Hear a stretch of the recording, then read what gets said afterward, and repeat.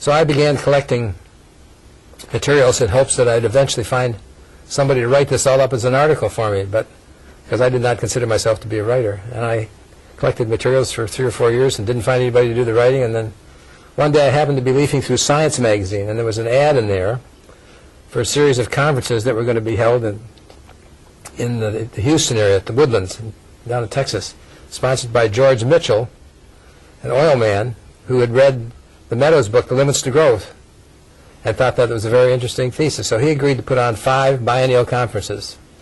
And this ad in Science magazine was for the first one, which was to be highlighted by an essay contest. They were going to be given 4 prizes. First prize was $10,000, second prize was $7,000, third prize was $3,000, and on, I guess, fourth was $1,000.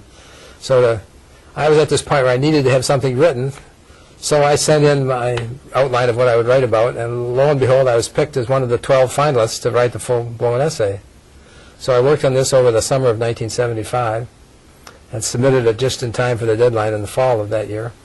The long and short of it is that I ended up, much to my amazement, taking the 3rd prize in the contest, which was $3,000, which I subsequently donated to the effort to get the immigration reform movement started. So much serendipity is involved in all of this. One of the fellow finalists was a chap by the name of Goldsmith, who was the editor of a magazine called The Ecologist, which was produced in Britain. And he quite liked my essay. And he went back home and he made it the cover article for one of the issues of his magazine. So now I had a cover article with the cover art on it, and my publication inside, and some information about the Mitchell Prize and how I'd won that and sort of thing. So I had my basic publication that I could pass around then to begin explaining my ideas, rather than having to always do it verbally every time you ran into someone.